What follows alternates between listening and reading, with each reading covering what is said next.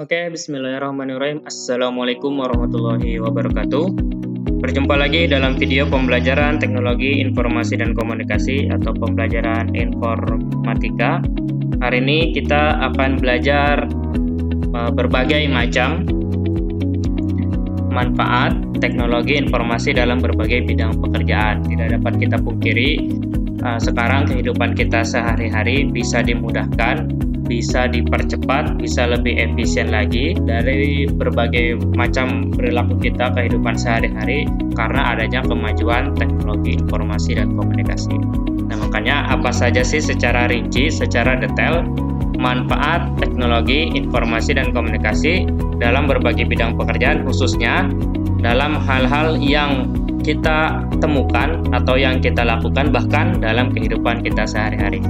Nah, pada pembahasan video kali ini teman-teman, kita akan membahas teknologi informasi dalam berbagai bidang pekerjaan, sekaligus nanti kita akan lanjutkan profesi apa saja yang terkait dengan adanya layanan teknologi informasi dan komunikasi sebagai wawasan bagi kita jika berminat menekuni bidang teknologi informasi dan komunikasi. Mungkin teman-teman yang menyaksikan video pembelajaran ini ada yang tertarik, ada yang minat menjalani salah satu profesi yang berkaitan dengan teknologi informasi dan komunikasi. Apa saja profesinya nanti akan kita bahas di video selanjutnya, insya Allah. Hari ini kita fokus dulu pembahasan kita berbagai bidang pekerjaan yang berkaitan dengan adanya teknologi informasi dan komunikasi atau berbagai bidang pekerjaan yang memang membutuhkan atau yang dibantu karena adanya teknologi informasi dan komunikasi. Oke ya, kita lanjut. Nah, manfaat TIK di berbagai bidang pekerjaan. Oke, kita baca. Teman-teman, kemampuan teknologi informasi dan komunikasi merupakan kemampuan yang wajib. Oke. Jadi, adanya teknologi informasi dan komunikasi, kita harus wajib, kita harus bisa mengoperasikan ya apa saja perangkat teknologi informasi dan komunikasi gitu ya. Kita harus bisa nih. Oke, kita harus bisa menguasai teknologi informasi dan komunikasi pada abad ke-21 di berbagai bidang. Terkait dengan pengelolaan dokumen, itu contoh paling sederhana ya. Jadi pengelolaan dokumen sekarang hampir semua kantor, hampir semua instansi ketika mengolah dokumen, mengirim surat, atau menerima surat bahkan itu menggunakan perangkat teknologi informasi dan komunikasi. Bahkan saat ini tidak ada lagi perusahaan atau instansi yang tidak menggunakan aplikasi perkantoran. Tadi sudah saya bilang di awal ya. Jadi yang namanya instansi atau yang namanya perusahaan saat ini tidak lagi untuk proses bisnis mereka tidak menggunakan teknologi informasi dan komunikasi. Bahasa sederhananya, semua perusahaan dan semua instansi ini dia pasti memerlukan yang namanya aplikasi perkantoran. Aplikasi perkantoran ini adalah salah satu produk teknologi informasi dan komunikasi. Contohnya apa? Contohnya dalam pengelolaan dokumen, surat menyurat, bahkan membuat laporan. Kegiatan-kegiatan ini teman-teman bisa dilakukan dengan jauh lebih mudah, jauh dengan rapi, bahkan jauh lebih cepat karena adanya aplikasi perkantoran. Aplikasi perkantoran ini adalah salah satu produk teknologi informasi dan komunikasi. Itulah sebabnya kenapa tadi di awal disebutkan bahwa kemampuan dalam pengelolaan teknologi informasi dan komunikasi wajib tuh. Kata-katanya wajib. Wajib dimiliki oleh tenaga kerja abad ke-21. Nah, teman-teman ini yang sekarang hidup di abad 21 ini kita wajib memiliki kemampuan dalam mengoperasikan teknologi informasi dan komunikasi. Minimal itu dah. Minimal kita wajib bisa mengoperasikan perangkat atau produk-produk teknologi informasi dan komunikasi gitu ya. Karena tadi hampir semua perusahaan, hampir semua instansi tidak menggunakan aplikasi perkantoran untuk mengurusi dokumen-dokumen yang mereka lakukan untuk proses bisnis mereka gitu ya. Itu yang pertama. Jadi wajib, kemampuan teknologi informasi dan komunikasi wajib dimiliki oleh tenaga kerja di abad 21. Kita inilah teman-teman. Oke, terus selanjutnya Kemampuan lain yang harus dimiliki adalah penggunaan internet, jelas. Oke. Selain kita tadi bisa menggunakan TIK, salah satu contohnya adalah aplikasi perkantoran, kemampuan lain yang harus kita miliki adalah kita harus mampu menguasai penggunaan internet. Untuk apa? Untuk akses informasi berbasis web dan media sosial. Sekarang hampir semua aplikasi kita lakukan bisa online. Bisa kita kerjakan, bisa kita lakukan karena adanya internet. Makanya kita harus banget wajib menguasai internet. Bukan cuma internet yang berbasis informasi, sistem informasi, bukan hanya ini ya, internet ini, tapi juga yang berbasis media sosial. Kenapa? Karena sekarang kita bisa melakukan transaksi penjualan, transaksi bisnis kita melalui media-media sosial gitu ya. Nanti akan kita bahas lebih lengkapnya di slide berikutnya. Oke. Terus selanjutnya ada berikut ini beberapa manfaat TIK di berbagai bidang pekerjaan. Oke, nah kita akan lihat ya apa saja pemanfaatan TIK di berbagai bidang pekerjaan. Oke, kita lanjut. Nah, ini teman-teman beberapa manfaat teknologi informasi dan komunikasi di berbagai bidang pekerjaan. Yang pertama ada bidang perbankan berkaitan dengan sistem aplikasi berbasis perbankan. Oke, yang selanjutnya transportasi, membantu pengguna dan petugas di jalan. Nanti akan kita lihat lebih detailnya. Yang ketiga selanjutnya ini teman-teman pendidikan, apalagi sekarang di era pandemi COVID-19 ini, karena adanya teknologi informasi dan komunikasi, pendidikan sangat terbantu banget dalam proses kegiatan belajar mengajar. Karena kita tidak diperbolehkan untuk saat ini, kita tidak diperbolehkan untuk belajar secara full di dalam ruang kelas kita. Makanya kita melakukan belajar di rumah. Makanya karena adanya teknologi informasi dan komunikasi, proses pendidikan ini sangat terbantu. Selanjutnya kesehatan, ada sistem informasi ya yang berkaitan dengan rekam medis, dengan alat-alat yang lainnya gitu ya, untuk mendiagnosis ke penyakit yang ada pada diri kita. Selanjutnya ada proses bisnis, adanya e-commerce atau bisnis online, jelas. Nanti akan kita bahas lebih jelasnya lagi. Selanjutnya ada bidang pemerintahan. Ini untuk memberikan layanan umum kepada masyarakat. Oke. Itu teman-teman 6 poin pemanfaatan TIK yang akan menjadi fokus pembahasan kita pada video kali ini. Oke, kita lanjut. Yang pertama, bidang perbankan.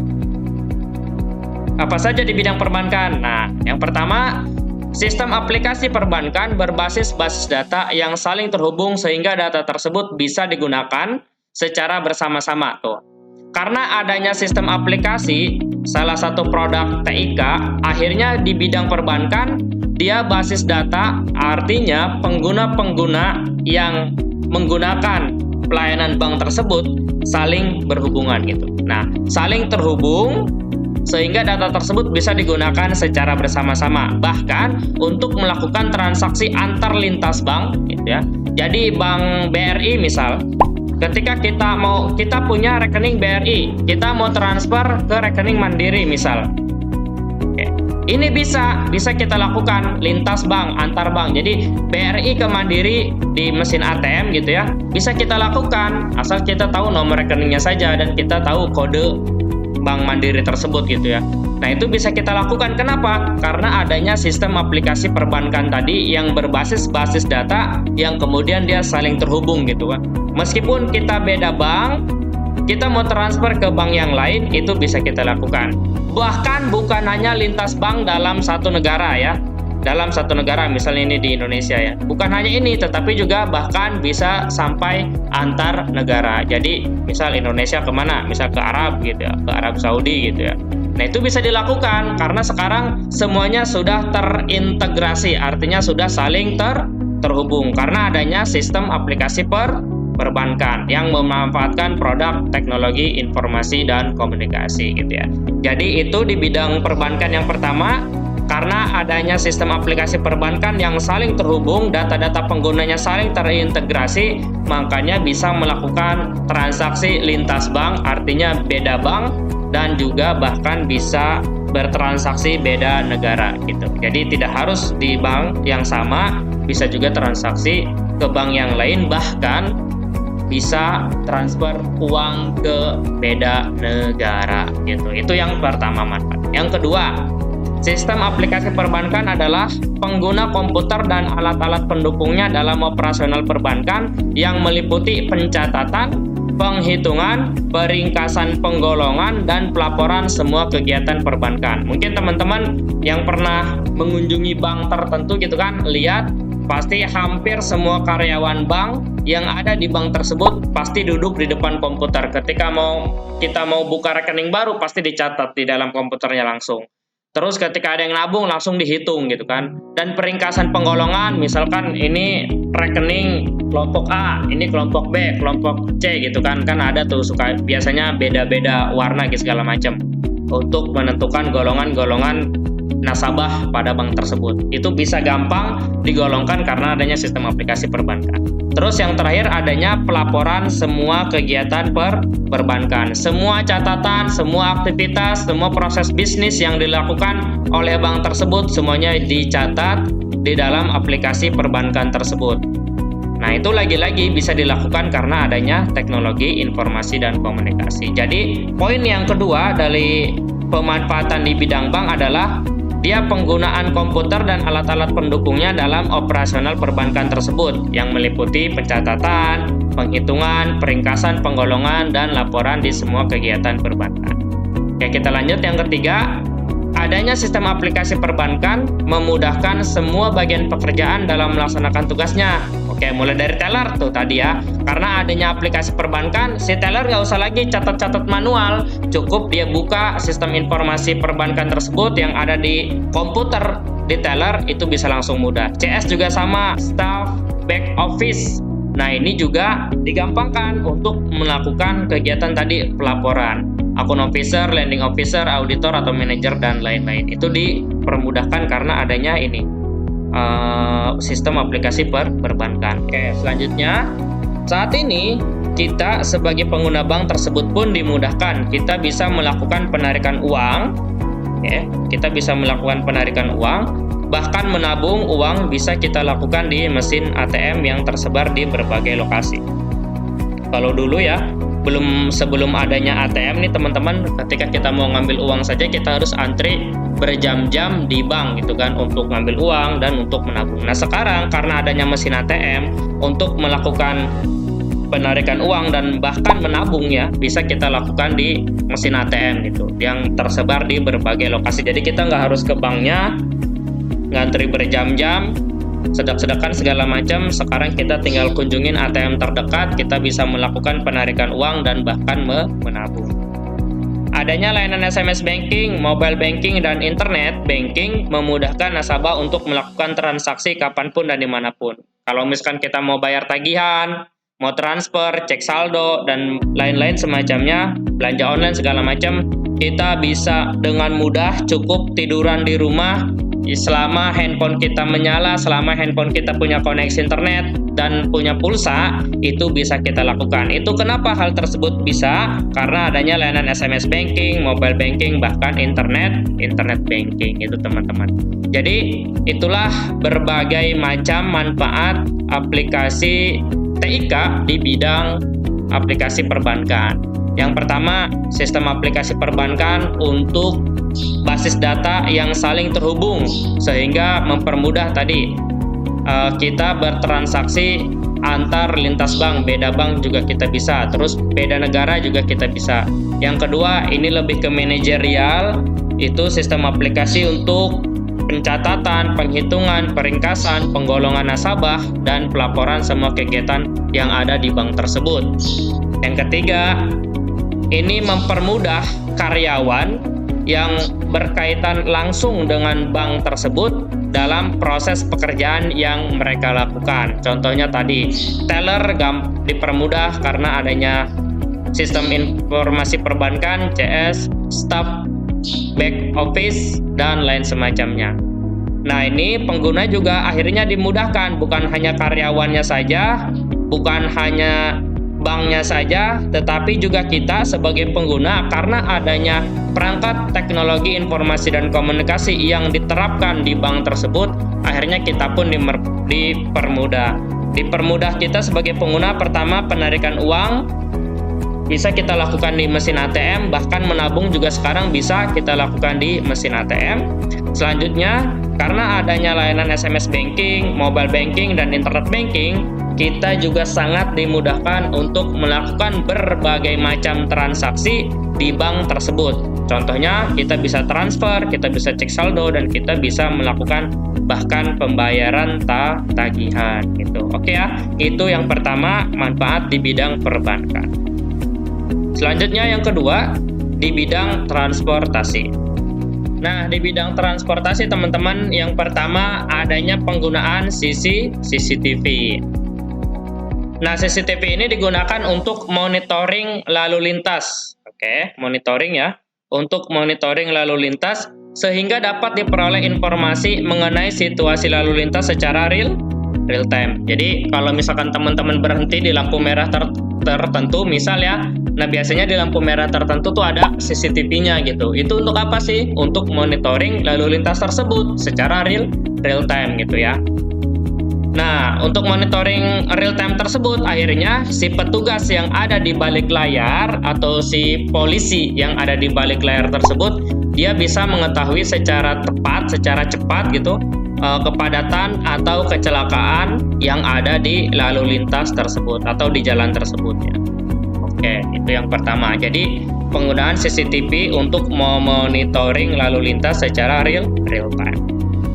Yang kedua, petugas dari pusat informasi langsung dapat menyampaikan informasi kepada pengguna jalan untuk menghindari permasalahan yang terjadi. Misal, mungkin kalau misalkan teman-teman lihat beberapa waktu lalu sempat viral, ada yang tidak menggunakan helm, petugas dari pusat informasi bisa langsung menegur pengendara tersebut, atau pengendara tersebut melewati batas garis yang ada di lalu lintas tersebut juga bisa langsung ditegur oleh petugas yang ada di pusat informasi. Itu bisa sekarang dilakukan karena tadi adanya penggunaan CCTV. Yang ketiga, bahkan untuk penerapan terbaru CCTV juga bisa digunakan untuk ini, bukti akan adanya pelanggaran, sehingga ada istilah yang sekarang adalah e-tilang. ETLI atau Electronic Traffic Law Enforcement.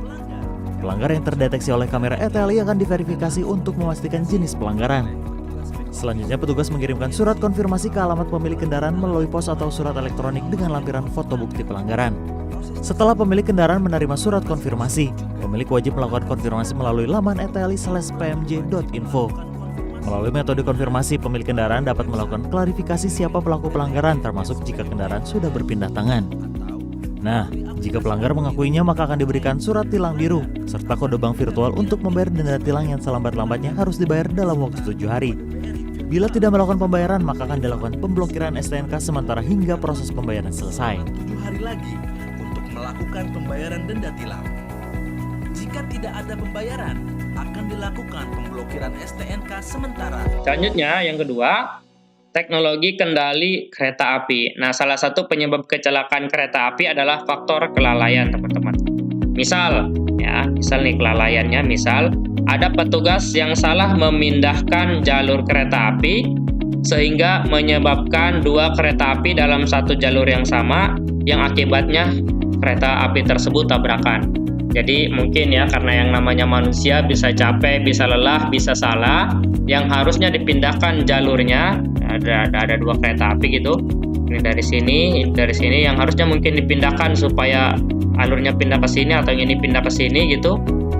Akhirnya karena lalai, akhirnya kereta tersebut malah tidak dipindahkan. Akhirnya dua kereta tersebut saling bertabrakan.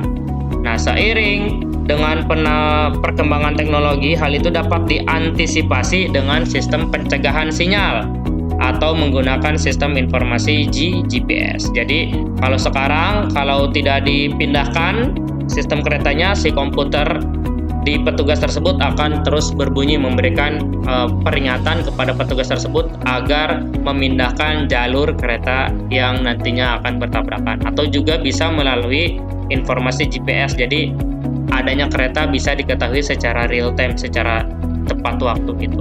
Nah, itu kalau misalkan yang berkaitan dengan keretanya, yang berkaitan dengan jalur keretanya.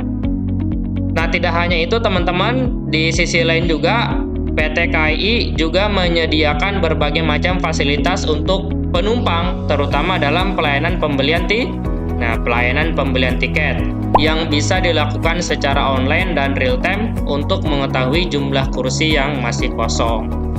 Jadi kalau kita pengen pesan tiket kereta api, misal kita mau ke Malang gitu, kita cukup kunjungin website PT KAI, terus kita cari kereta-kereta yang tersedia pada hari yang kita tentukan untuk ke tujuan yang kita tentukan. Nah, di situ juga kita sudah bisa melihat jumlah kursi yang kosong, kita juga bisa melihat harga yang harus dibayarkan untuk pembelian tiket tersebut gitu. Jadi kita dimudahkan karena adanya teknologi booking yang dilakukan oleh PT KAI. Bukan hanya kereta ya, sekarang bis juga bisa kita lakukan, pesawat juga sama gitu. Nah, itulah teman-teman berbagai macam manfaat teknologi informasi di bidang transportasi. Dan masih banyak lagi contoh lainnya. Ini hanya 2 contoh yang saya ambil sebagai yang paling kita rasakan dalam kehidupan kita sehari-hari. Oke ya, kita lanjut ke bidang selanjutnya. Nah, selanjutnya adalah bidang pendidikan. Oke. Nah, di bidang pendidikan adanya aplikasi perkantoran atau Microsoft Office ya yang sering kita gunakan gitu. Nah, adanya Microsoft Office. Contoh adanya aplikasi pengolah kata membantu guru dalam membuat laporan, penelitian dan perangkat pembelajaran serta soal-soal evaluasi.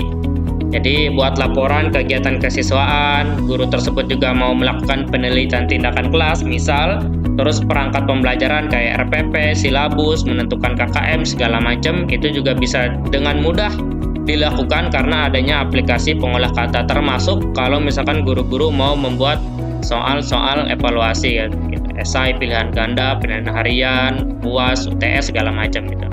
Nah, tidak hanya pengolah kata untuk melakukan hal-hal yang tadi, ada juga aplikasi pengolah angka.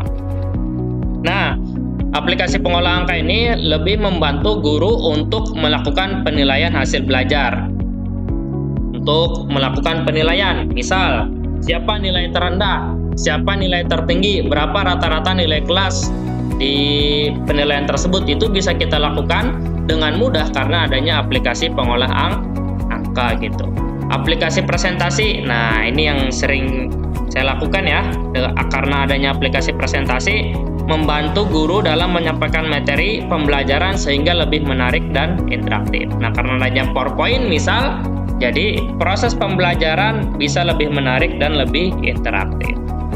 Yang kedua, adanya internet membantu guru dalam mengumpulkan bahan pengajaran gitu ya. Tidak hanya bersumber pada satu buku saja. Karena adanya internet, misal mau menerangin tentang penerapan bidang teknologi informasi dan komunikasi, banyak sumbernya, bukan hanya di buku saja tetapi juga di internet. Dan memudahkan siswa untuk mendapatkan model pembelajaran yang lebih menarik dan mencari informasi yang lebih dari materi yang disampaikan oleh guru. Karena seperti yang kita pahami teman-teman, kalau informasi yang disampaikan oleh guru itu hanya berapa persennya saja. Hanya poin-poin pentingnya saja yang harus diketahui. Nah, untuk lebih menggali lebih dalam lagi, kalian bisa menggunakan internet gitu ya. Jadi, itu yang kedua, adanya internet juga membantu bukan hanya guru, termasuk juga siswa untuk mendalami materi-materi yang telah disampaikan oleh guru. Terus selanjutnya, keberadaan email, WhatsApp, dan media sosial memudahkan guru dalam melakukan komunikasi baik dengan siswa ataupun guru lain sehingga kegiatan akademik bisa berjalan lebih baik dan optimal. Apalagi sekarang di zaman pandemi, adanya WhatsApp, ketika kita mau melakukan video conference, ketika kita melakukan penilaian harian, ketika teman-teman belajar mandiri menggunakan video, itu disampaikannya melalui grup-grup WhatsApp atau media sosial lainnya gitu kan, Instagram, Telegram, atau yang lain semacamnya. Keberadaan ada email gitu kan, ngumpulin tugas lewat email segala macam. Itu jauh lebih dimudahkan karena adanya tadi teknologi informasi dan komunikasi. Oke, bukan hanya itu teman-teman, adanya berbagai jenis pembelajaran yang online, yang gratis juga ya, online dan gratis gitu. Ketika teman-teman mau mendalami suatu bidang, itu tinggal masuk saja berbagai jenis pembelajaran atau kursus online gitu. Banyak kok yang gratis gitu. Kayak misalkan modul Edmodo dan e-learning nih, contoh e-learning Mantiga Tangerang, sehingga proses pembelajaran bisa dilakukan kapan saja dan di mana saja gitu. Jadi kalau misalkan gurunya berhalangan hadir atau teman-teman berhalangan hadir, si guru bisa memberikan tugas atau belajar mandiri di e-learning. Nah, contohnya yang sudah kita lakukan di Mantiga Tangerang gitu ya. Proses pembelajaran bisa dilakukan kapan saja dan di mana saja. Karena tadi pandemi mengubah proses pendidikan kita yang dulunya harus datang ke sekolah, sekarang bisa dilakukan di mana saja selama menggunakan perangkat teknologi informasi dan komunikasi. Terus selanjutnya, nah ini penggunaan laboratorium komputer untuk membantu pelaksanaan pembelajaran, simulasi praktek sehingga proses pembelajaran jadi lebih menarik dan bermakna karena menghadirkan masalah nyata di depan mata yang langsung diselesaikan dengan bantuan komputer. Contohnya ketika kita mau praktek, mau membuat sebuah program mencari luas segitiga menggunakan Pascal, kita bisa praktek bersama-sama di laboratorium komputer. Atau pelajaran yang lain ketika menentukan jarak atau perbandingan skala, kita bisa menggunakan GIS, Geographic Informatic System gitu. Itu juga bisa mudah kita selesaikan karena tadi kita melakukan simulasi pembelajaran yang nyata di depan mata gitu. Oke, kita lanjut. Selanjutnya yang keempat, ada di bidang kesehatan. Nah, ini juga banyak nih teman-teman ya di bidang kesehatan gitu. Nah, di bidang kesehatan teman-teman dibagi ke dalam dua hal yang harus teman-teman perhatikan. Yang pertama, karena adanya teknologi informasi dan komunikasi, akhirnya di bidang kesehatan rata-rata sekarang rumah sakit sudah menggunakan sistem informasi. Apa fungsinya sistem informasi di rumah sakit ini? Nah, sistem informasi yang terintegrasi yang disiapkan untuk menangani keseluruhan proses manajemen rumah sakit. Bukan hanya pencatatan medis pasiennya, riwayat sakit pasiennya, riwayat pemberian obatnya, tetapi juga hal-hal yang lain. Misal, kasih rujukan ke rumah sakit mana. Sekarang juga ada BPJS, di BPJS sudah terintegrasi. Kita bisa melihat riwayat pengobatan yang kita lakukan melalui rumah sakit di mana gitu, bukan hanya di satu rumah sakit tetapi di berbagai macam rumah sakit, makanya disebut dengan yang terintegrasi. Atau di antar poliklinik, misal di klinik A pengen ngecek darah, si klinik A bisa meminta kepada operator untuk melakukan cek darah atas nama ini gitu. Jadi itu bisa saling terintegrasi satu sama lain. Oke ya. Nah, yang pertama, pelayanan diagnosis dan tindakan untuk pasien. Oke, itu berhubungan dengan catatan pelayanan oleh pihak rumah sakit, dokter yang memeriksa, tindakan yang dilakukan oleh dokter, persetujuan pasien, dan resep atau obat-obatan yang diterima oleh pasien. Ini berkaitan keseluruhannya antara yang dilakukan oleh rumah sakit menunjuk dokter siapa melakukan tindakan apa, tindakan tersebut disetujui atau tidak oleh pasien, diterima tidak oleh pasien, nah terus termasuk obat-obatan yang sudah diterima oleh pasien. Jadi ini keseluruhan ya, pelayanan diagnosis dan tindakan untuk pasien, itu yang pertama. Yang kedua, rekam medis. Nah, rekam medis ini berkaitan dengan rekaman dalam bentuk tulisan atau gambaran aktivitas pelayanan yang diberikan oleh pemberi pelayanan atau medis kesehatan kepada seorang pasien. Misal, pasien punya penyakit ini, berobat jam segini, umur, alamat, data diri, segala macam, itu ada, gitu ya, itu rekam medis. Terus yang ketiga, smart card. Nah, smart card digunakan juru medis untuk mengetahui riwayat penyakit pasien yang datang ke rumah sakit. Jadi kita tinggal nunjukin kartu berobat kita, biasanya ada nomornya, datang ke resepsionis, misalkan ke front office ya, ke resepsionis lah kita sebut gitu ya. Kita tinggal nunjukin kartu kita, biasanya dikasih kartu dan dikasih nomor, nanti si front office-nya atau pihak pelayanannya akan mengecek nomor tersebut, terus atas nama si nomor nanti si komputer perangkat sistem informasi rumah sakit akan memberitahukan, oh riwayat-riwayatnya kayak gini. Semuanya ada di kartu berobat tersebut gitu, atau istilah bagusnya adalah smart card.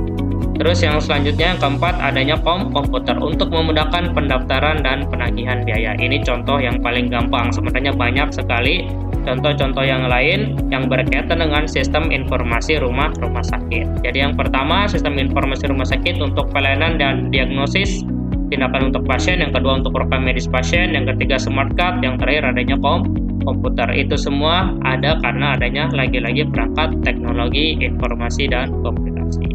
Nah, selain yang berkaitan dengan sistem informasi rumah sakit, ada juga beberapa alat untuk mendukung pemeriksaan dan tindakan medis terhadap pasien.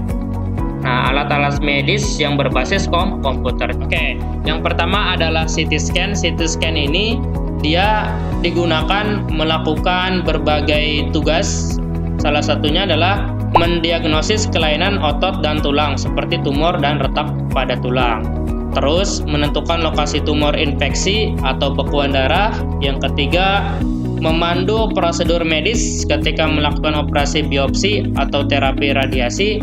Yang keempat, mendeteksi dan memonitoring kondisi dan penyakit tertentu seperti kanker, sakit jantung, nodul dan paru-paru, dan massa pada hati. Yang selanjutnya adalah mencari tahu cedera atau pendarahan internal. Nah, CT scan ini dia biasanya menggunakan sinar-sinar X-ray ya, dari berbagai sudut gitu. Kemudian komputer akan memproses sehingga menghasilkan gambar tulang dan jaringan lunak yang di dalam tubuh. Jadi ketika kita masukkan ada beberapa sinar gitu ya, sinar-sinar X-ray yang menyinari tubuh kita. Kemudian si komputer akan memproses gambar tulang tersebut dan jaringan lunak yang ada di dalam tubuh kita. Itu yang pertama, alat CT scan ya. Pada intinya untuk mendiagnosis kelainan-kelainan yang terjadi pada dalam tubuh kita. Oke, terus yang selanjutnya adalah sinar X-ray. Oke, ini ya sinar X-ray. Nah, sinar X-ray juga digunakan untuk melihat kondisi tulang, gigi, serta organ tubuh yang lain tanpa melakukan pembedahan langsung pada tubuh pasien. Nah, biasanya kalau di istilah kita dalam kehidupan kita sehari-hari disebut dengan foto rongsen ya, digunakan untuk mengambil gambar foto sebagai radiograf. Jadi hampir sama dengan CT scan. Sinar X-ray ini dia untuk melihat organ-organ yang ada pada dalam tubuh kita gitu ya. Oke, selanjutnya ada lagi teman-teman USG ya. Nah, USG digunakan untuk mengetahui bagian dalam tubuh tanpa adanya pembedahan. Nah, salah satu kegunaan dari alat ini adalah untuk melihat kondisi janin, kondisi bayi ya, yang ada di dalam kandungan sehingga bisa ditentukan ukuran janin, kondisi denyut jantung janin, sehingga bahkan jenis kelamin dari janin tersebut gitu ya. Nah, selain itu USG juga dapat digunakan untuk mendiagnosis awal penyakit dalam dengan mengetahui gambaran organ dalam gitu ya. Jadi dengan adanya USG kita bisa mengetahui diagnosis awal penyakit dalam, apakah ada perubahan atau tidak, normal atau tidak, segala macam gitu. Nah, itu teman-teman, dengan munculnya pemanfaatan komputer dalam bidang kedokteran, hal tersebut bisa membantu seorang dokter dalam mendiagnosis gitu ya. Nih, jadi alat ini semua bisa sangat membantu seorang dokter untuk berbagai macam mendiagnosis pasien gitu, sehingga bisa dilakukan proses pengobatan yang jauh lebih cepat, jauh lebih tepat karena tadi adanya berbagai macam jenis peralatan ini. Lagi-lagi peralatan ini menggunakan konsep perangkat teknologi informasi dan komunikasi. Oke, selanjutnya dalam bidang bisnis. Nah, di bidang bisnis, salah satu penggunaan teknologi informasi yang paling bermanfaat adalah adanya e-commerce atau toko online. Pelaku bisnis, baik skala besar ataupun skala rumahan, dengan berbagai macam jenis komoditas atau barang dagangan, dapat dilakukan dengan mudah memasarkan produknya. Tidak perlu biaya besar untuk sewa tempat berjualan. Kalau dulu ketika kita pengen buka usaha, kita mungkin harus punya toko fisiknya. Toko fisiknya itu biasanya kalau misalkan kita tidak punya sendiri, kita harus sewa. Ada yang 40 juta per tahun, 80 juta per tahun, 20 juta per tahun, itu tergantung dari lokasi dan luas dari toko tersebut. Nah, sekarang tidak perlu lagi, baik skala besar tadi disebutkan ataupun skala rumahan, ketika adanya e-commerce atau toko online ini, akhirnya persaingan untuk memasarkan berbagai macam jenis komoditas atau barang dagangan bisa dilakukan secara adil, teman-teman. Baik yang punya modal besar maupun yang punya modal kecil, selama bisa memanfaatkan toko online atau e-commerce ini, bisa jadi produk mereka meskipun masih kecil-kecilan gitu, bisa jadi penjualannya jauh lebih banyak daripada perusahaan yang udah besar namanya gitu. Karena adanya e-commerce ini tadi, karena akhirnya bisa seimbang gitu. Itu ya yang pertama, adanya e-commerce. Nah, selain adanya e-commerce, teman-teman, banyak juga pelaku bisnis memasarkan produknya menggunakan media sosial seperti Facebook. Nah, mungkin teman-teman sering jualan-jualan melalui Facebook, atau bahkan Facebook juga mengiklankan salah satu produk. Itu juga termasuk ke dalam saat tadi bidang bisnis. Dan Instagram paling banyak sekarang, Instagram gitu kan. WhatsApp juga sama, ada orang yang cuma update status di WhatsApp atau cuma update status di Instagram untuk jualan doang, ada yang kayak gitu, banyak. Ya nggak apa-apa, itu diperbolehkan. Memang adanya teknologi informasi dan komunikasi itu tadi membantu, ya salah satunya membantu bidang tersebut. Adanya bisnis online di satu sisi akan menguntungkan pembeli karena bisa memilih dan membeli produk dengan mudah. Kayak sekarang ya, kita gampang adanya bisnis online. Kita tinggal buka aplikasi yang kita sukai, kita bisa mendapatkan harga yang terbaik. Meskipun demikian, tetapi meskipun demikian, tetap saja kita ada resiko terkait dengan keamanan dan penipuan. Jadi, ketika kita melakukan pembelian di salah satu toko online atau bahkan di sosial media, kita harus berhati-hati, karena yang namanya kan kita nggak lihat langsung, kita nggak bertemu langsung, kita nggak bisa nyentuh langsung segala macam, kita cuma bisa lihat fotonya segala macam. Nah, makanya kita harus benar-benar memperhatikan sebelum kita melakukan pembelian di toko tersebut atau di sosial media tersebut gitu ya. Salah satunya adalah kita baca dulu review orang yang udah membeli produk dari toko tersebut gitu. Oke, selanjutnya, pelaku bisnis lain yang diuntungkan karena mampu menguasai TIK adalah penyedia jasa seperti penginapan, transportasi, atau travel gitu ya.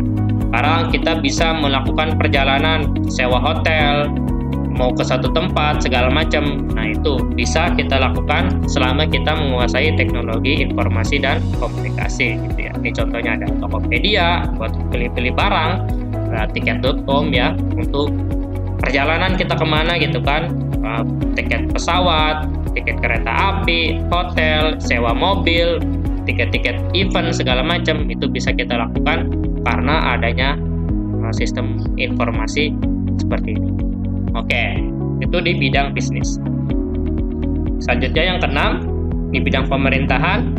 Nah, saat ini pelayanan pemerintahan hampir semua sudah berbasis teknologi informasi dan komunikasi. Hampir semua departemen menggunakan sistem informasi dalam memberikan layanan kepada masyarakat, seperti memberikan izin kependudukan, KTP gitu ya, terus perizinan, pembayaran pajak, menggunakan sistem informasi yang terintegrasi antar wilayah gitu. Hal ini tentu memudahkan pekerjaan dari petugas dalam memberikan layanan kepada masyarakat. Nah, ini contohnya adalah website sistem informasi pelayanan pemerintahan di Kabupaten Tangerang. Ada banyak ya. Nah, ini teman-teman bisa melakukan semua kegiatan-kegiatan tersebut. Tidak harus datang ke kantor yang bersangkutan, kita bisa melakukan proses awalnya di aplikasi atau di sistem informasi yang sekarang sudah tersebar di mana-mana. Nah, teman-teman, itulah berbagai macam pemanfaatan bidang teknologi informasi dan komunikasi.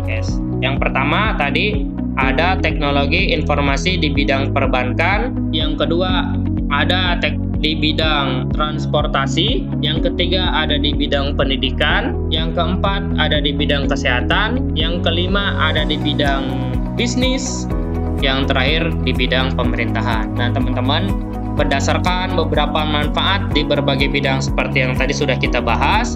Jelas, penggunaan teknologi informasi akan meningkatkan kinerja, dan kinerja yang baik tentu akan diikuti oleh peningkatan jenjang karir. Makanya teman-teman, tadi saya tekankan sekali lagi, kemampuan yang harus kita miliki sebagai manusia di abad ke-21 adalah kita harus mampu menguasai perangkat teknologi informasi dan komunikasi, termasuk di dalamnya adalah internet dan sosial media.